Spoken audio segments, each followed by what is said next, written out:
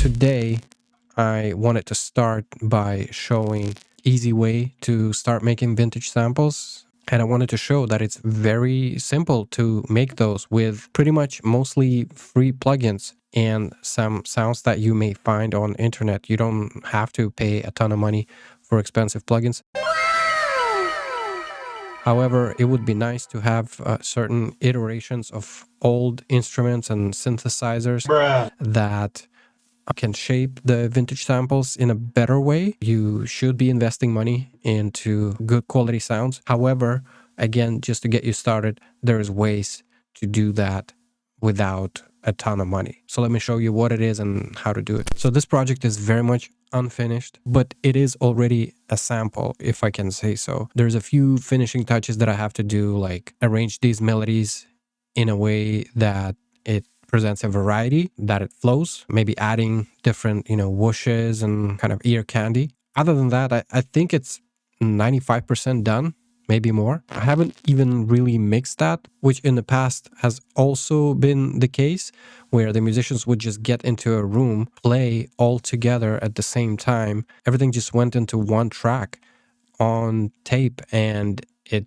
just sounded the way it was played right there and then. So there was no mix boards. Not mixing your vintage samples perfectly is forgivable. If you disagree with me, you can roast me in the comments. But as long as you follow the sound selection and pick certain instruments that would be able to pass off as vintage, you're okay.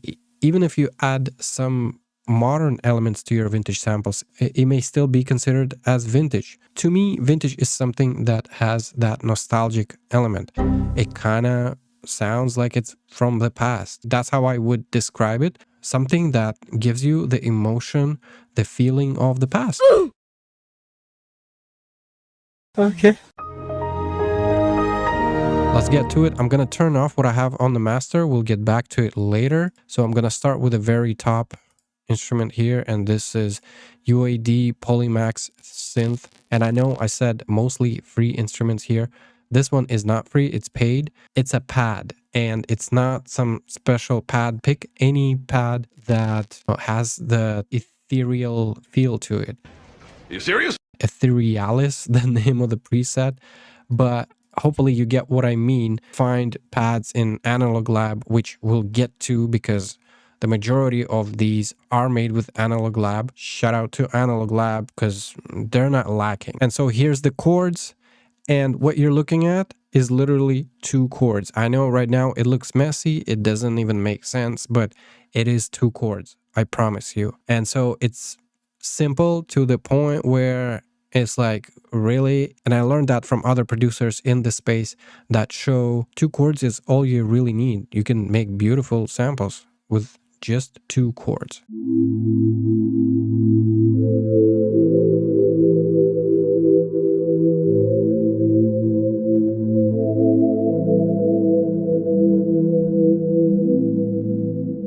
This is A minor scale. First chord is A minor, A, C, E. And then this is just A in the lower octave. Second chord is the same. It's exactly the same chord. If I bring these two notes down, they land back where the original chord is. So it's just a different voicing of the same chord. The second chord, E, G, B, E minor, is just bass note in the lower octave. This is again A minor. There you go. I bring the top note from the middle up. That's all it is. So I'm effectively creating different voicings of the same chord. And if you pay attention, A minor is the majority of this whole melody. A minor, A minor, A minor. This is an A minor again. A, C, E, and then E at the top. And this is E minor again with this note G switching the voicing. That's all it really is. Two chords. It's all you need. Next melody, super simple. I'm going to play it.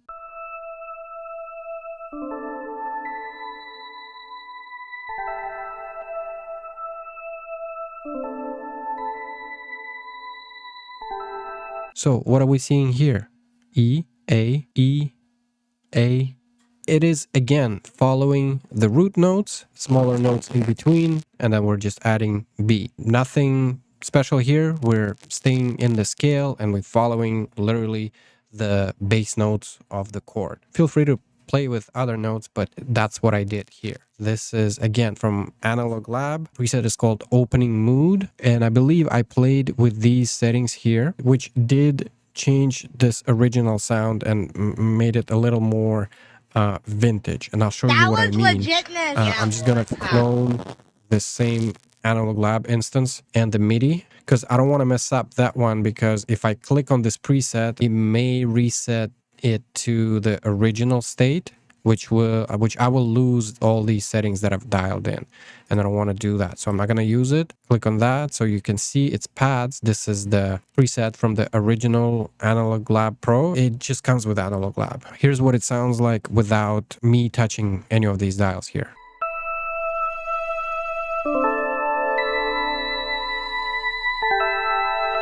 That's the one that I dialed in.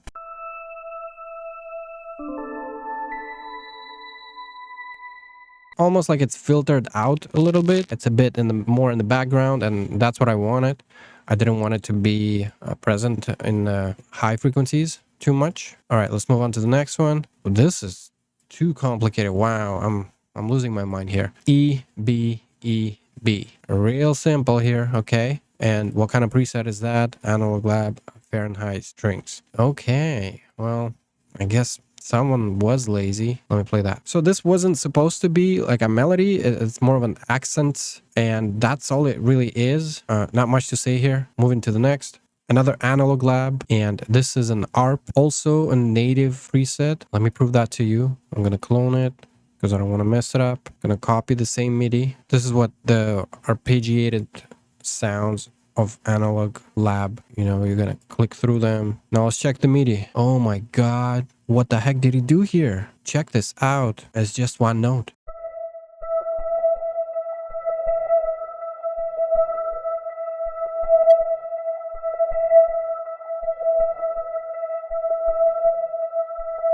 So here's what it is. Let's just check what it sounds like so far altogether.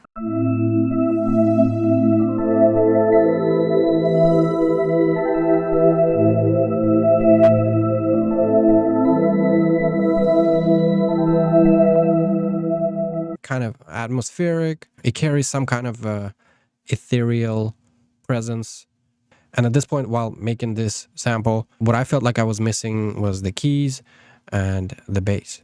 So I opened another instance of UAD Electra 88 vintage keys. And I know, again, talking about free stuff, this isn't free, but this is probably the best electric piano plugin I've ever seen. You can prove me wrong, debate me in the comment section. I don't mind at all. But this plugin is worth every penny. All of the presets are fire. You can change a lot of settings. What I really did is just the strumming of the same chords. I kind of built those chords up a little more and turned an A minor into A minor 13th. So this would be A minor 7th, A minor 13th. And then I guess, you know, you could, I don't even know what the name of the chord would be if it was just one chord like this. But I don't consider these two notes as part of the chord because they're more of like accents. Again, they come in a little bit later, even though this is still looking like it's being strummed. But the main chord is supposed to be this here.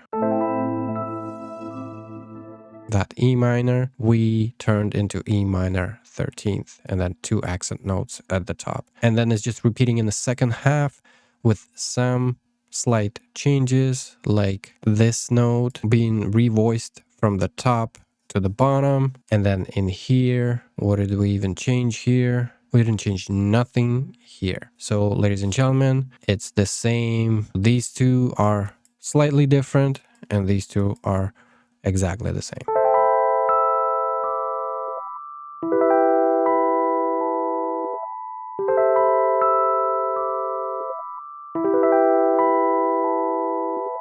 It is very important to do the strumming for some chords, perhaps even for all. You don't have to do this drastic strumming, too much of a gap between the notes, but I think it was intentional. In this case, I did it intentionally because I wanted it to sound like this, but not all strumming has to be like that. Like the notes could be just kind of hitting closer together, closer to, to the grid, basically almost at the same time, but slightly off grid, because, we're trying to emulate vintage sample, meaning that a person played a vintage instrument back in the days, and when a person is recording this type of music, they're playing it imperfectly. Not all the notes, their fingers are not hitting the keys all the same time. I hope that makes sense. Another thing is that is very important is volume randomization. So not every note is hitting at the same volume level. I like to randomize it by doing Option R on Mac. Can't remember what it is on Windows, but you can figure it out. You're smart. And so I would, mess with the velocity knob a little bit, maybe pan and then accept. And I would still go ahead and like dial in each of these volume settings by hand, make them different. They can't be all the same. Next is Modo Bass. That's a free plugin. At least one version of a guitar here is available to you for free, 60s P bass. I used, I believe, Leland Softly. So here's the bass.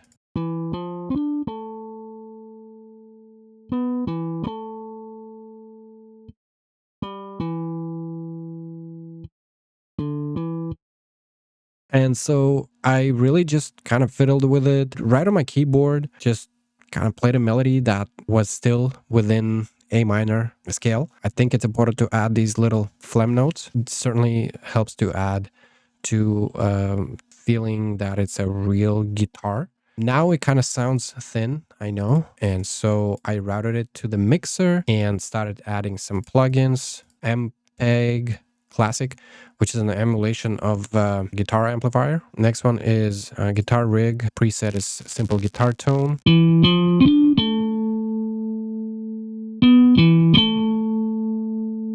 Then Flying Auto Wah-Wah, so it just adds that wah-wah effect to the guitar. This is a free plugin too.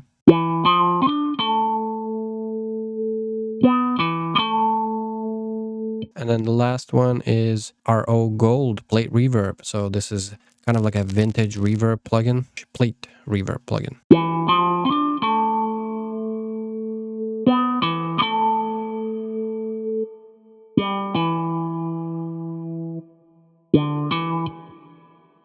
So there's the guitar plugin. And I know I said this is a bass melody, but it really isn't. It's more of a guitar melody. The plugin is called Modo Bass, but in this case, I just kind of played a guitar melody. So it is in the bass area, but it's not quite the bass because the next one would actually be the bass.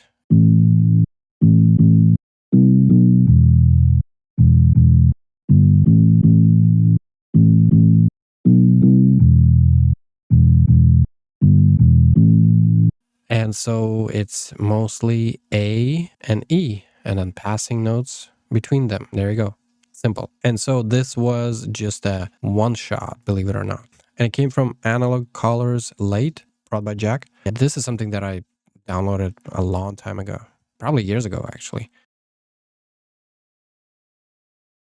And it's really just OSC 45 cassette emulation, a ton of presets.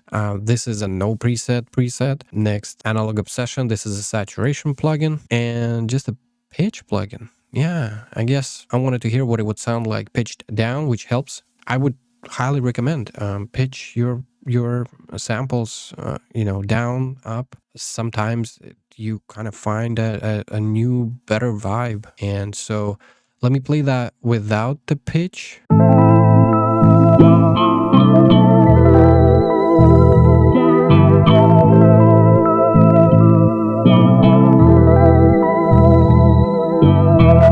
Now we're gonna pitch it 100 cents down, basically one semitone down.